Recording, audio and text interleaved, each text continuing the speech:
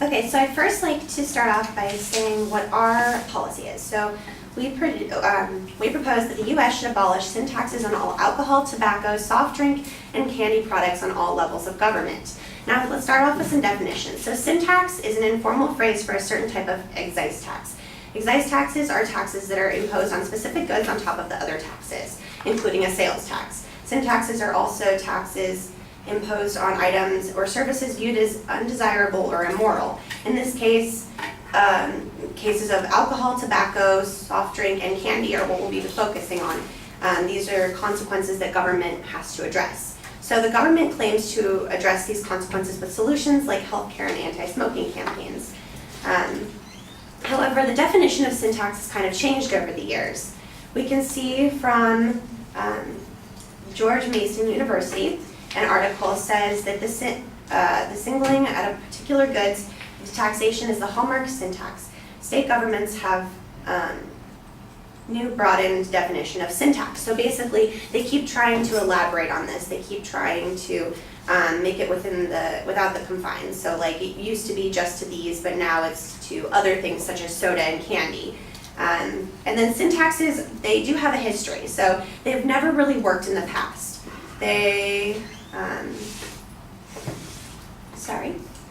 Okay, so some of the famous ones that we all know of is the Boston Tea Party. There was a revolution there, as well as under George Washington's rule, he had a whiskey tax, which caused a huge rebellion. So let's get into our first point, which is an heresy claim. So the present system is inherently burdening the taxpayer.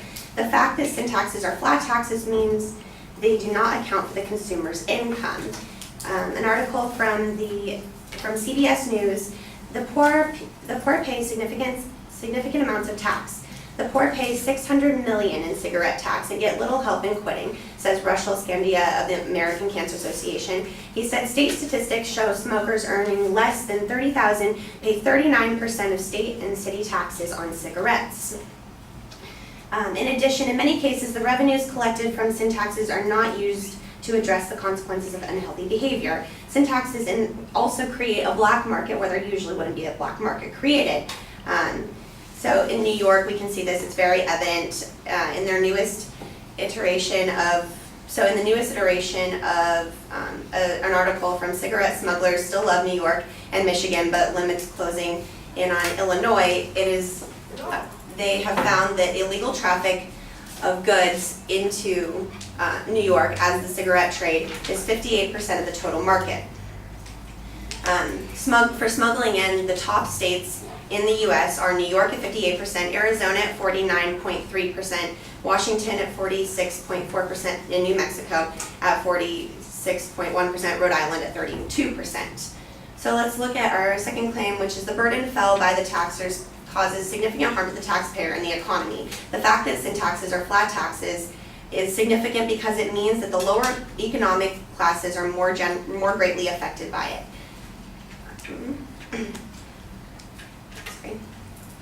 The fact that the revenue from sin taxes are not used to address the effects of immoral behavior is significant because it means that the tax is no longer serving its original purpose and the money will no longer help the taxpayer. The black markets created by these sin taxes also hurt the economy, and they do perpetuate terrorism. So we found that there are a couple of examples of how it perpetuates this terrorism.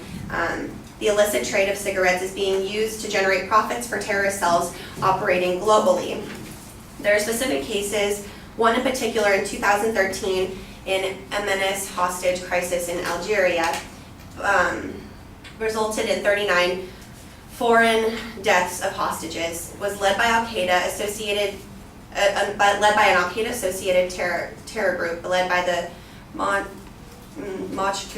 sorry, his name is very difficult to pronounce.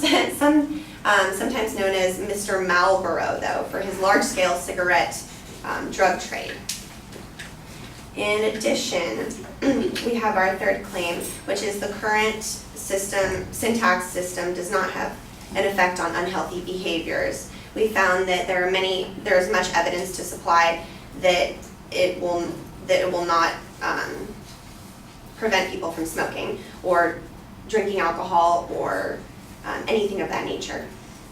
The fact that sin taxes do not have an effect on unhealthy behaviors means they're not serving one of their main purposes. One of the main justifications for sin tax is that they will deter unhealthy habits. Sin tax policies allow governments to pass moral judgments on vices. By increasing taxes on only these specific quantities, governments label them as immoral.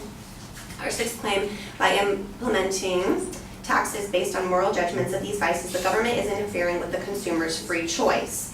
So inevitably, this is going to make them have to choose between whether they would like a drink of alcohol or smoke, or they would choose something else, and it actually leads to leading very unhealthy lifestyles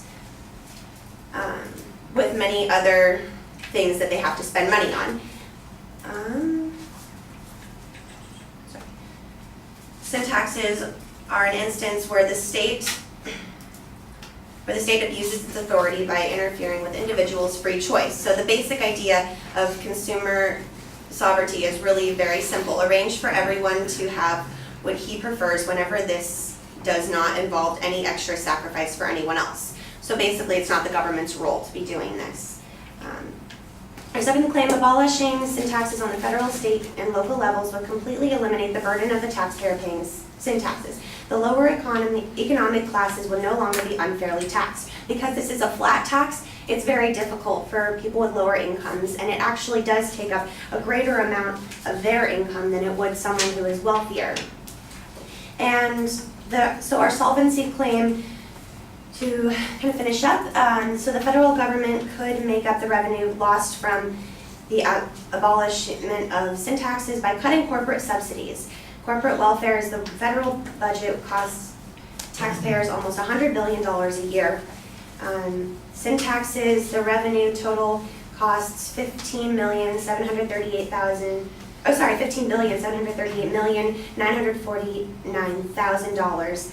And that's just for tobacco. For alcohol, it's $14,820,000,000. So we can see that if we cut those even by half, we would have a significant amount of money left over. Do you balance all these, or just as we? As they come up. Okay.